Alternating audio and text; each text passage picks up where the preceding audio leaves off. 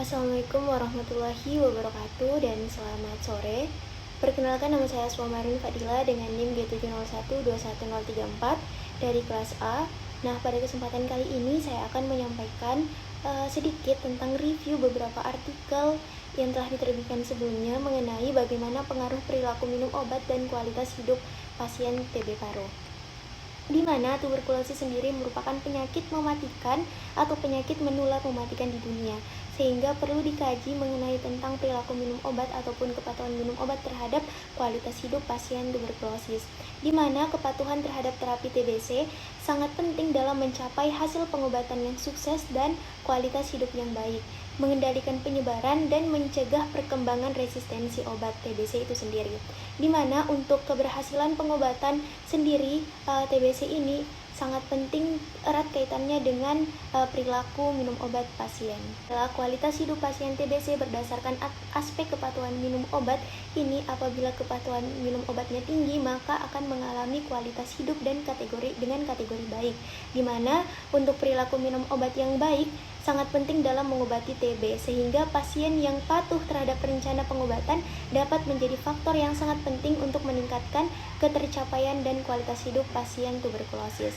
Selanjutnya bisa dilihat ada beberapa review tentang artikel yang membahas tentang hubungan perilaku minum obat dengan kualitas hidup pasien. Yang pertama ada Dewi Indah Ayu dan kawan-kawan pada tahun 2023, di mana ada 60 responden dengan metode uji Spearman-Rowe. Dengan hasil terdapat hubungan yang signifikan antara kepatuhan minum obat anti-TBC terhadap kualitas hidup pasien, yang mana semakin pasien patuh dalam meminum obat, maka kualitas hidup pasien juga makin baik. Dan pada tahun 2023 ada penelitian Benyamin Tampang dan kawan-kawan pada tahun 2023 dengan 48 responden dengan hasil bahwa tidak ada hubungan yang signifikan antar efek samping dengan kepatuhan minum obat, sehingga dengan adanya efek samping ini tidak mempengaruhi kepatuhan minum obat sehingga tidak mempengaruhi kualitas hidup pasien. Kawan pada tahun 2022 dengan jumlah responden 52 responden dengan hasil terdapat hubungan antar kepatuhan minum obat terhadap kualitas hidup pasien, di mana semakin tinggi kepatuhan minum obat maka semakin tinggi pula kualitas hidup pasien. Selanjutnya ada penelitian Sutarto dan kawan-kawan pada tahun 2019 dengan jumlah 78 responden dengan metode analisis bivariasi square dengan hasil bahwasannya hubungan bermakna antara efikasi diri dengan kepatuhan minum obat anti tuberkulosis di puskesmas, di mana efikasi diri ini meningkatkan kepatuhan pasien sehingga kualitas hidup pasien juga ikut meningkat.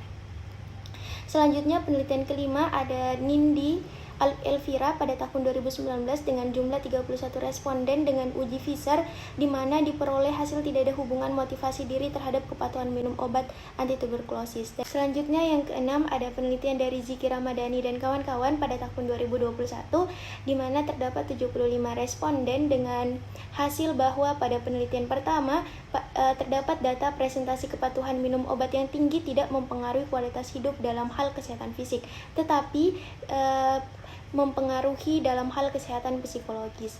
Dan yang terakhir atau yang ketujuh ada penelitian Desi Indrayani dan kawan-kawan pada tahun 2022 dengan jumlah 76 responden dengan metode uji Spearman-Rowe, di mana hasil yang diperoleh adalah perilaku kesehatan hubungan positif dengan kepatuhan minum obat anti tuberkulosis, sedangkan dukungan keluarga, stigma tuberkulosis, dan pengetahuan tidak berhubungan dengan kepatuhan pengobatan, sehingga dapat ditarik bahwasannya semakin pasien patuh dalam meminum obat maka kualitas hidup semakin baik. Dan sebagai kesimpulannya, bahwasannya hasil penelitian hubungan perilaku minum obat pasien memiliki kualitas hidup baik, di mana hal ini dikarenakan perilaku minum obat berupa kepatuhan minum obat secara signifikan meningkatkan kualitas hidup pasien menjadi lebih baik.